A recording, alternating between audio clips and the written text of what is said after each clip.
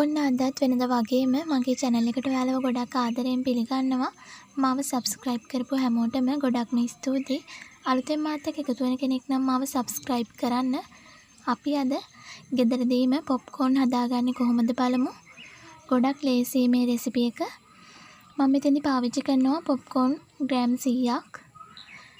සීනි මේස හැඳි 3ක්. මම මෙන්න මේ වගේ pan එකක් ලිපී තියාගත්තා. ඒකට පොතල් මේස හැඳි 2ක් එකතු කරගමු. දැන් අපි හොඳට තේ ටික රත් කරගමු. ඔන්න ඔය විදිහට මගේ තේ ටික හොඳට රත් වෙලා මම දැන් බඩේරිඟු ඇට ටික පෑන් එකට එකතු කරගන්නවා. මම මෙතෙන්දි පාවිච්චි කරන්නේ ලොකු පෑන් එකක්.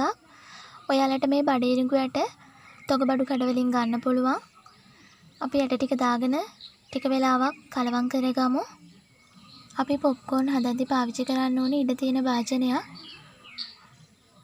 මම මෙතෙන්දි පාවිච්චි කරන්නේ ලොකු පෑන් එකක්. ඔන්න දැන් popcorn ටික හොඳට රත් වෙලා මේ බලන්න පිපිරෙනවා. අපි මෙන්න මේ වෙලාවේදී මේක වහ ගන්න ඕනේ. වහගෙන ටිකක් බාගෙට වගේ චුට්ටක් වාතය ඇතුළට යන විදිහට ඇරලා තියාගන්න ඕනේ. එතකොට මේ popcorn ටික ඉක්මනින්ම පිපිරෙනවා. අපි දැන් චුට්ටක් ඇරලා බලමු. මේ බලන්න බඩේරිඟු ඇට ටික හොඳට පිපිරෙනවා. ඔන්න ඔය විදිහට මම විනාඩි 2ක් ලිපේ තියාගත්තා.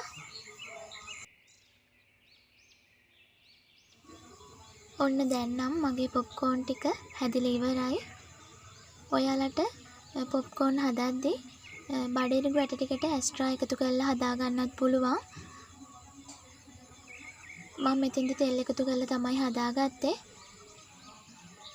මම දැන් මෙතෙන්දි එකතු කර ගන්නවා සීනි මේස හැඳි 3ක්. ඔයාලට සීනි නැතු වුණත් මේක කන්න පුළුවන්. සීනි එකතු කරගත්තාම ගොඩක් රසයි.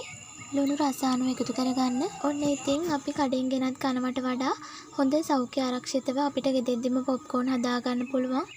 ගොඩක් ලේසියි මේක හදා ගන්න. ඉතින් පොඩි අයට උනත් මේක බය නැතුව දෙන්න පුළුවන්. ඔන්න මම දාගත්තු සීනි ටිකත් popcorn වල හොඳට තැවරිලා තියෙන්නේ.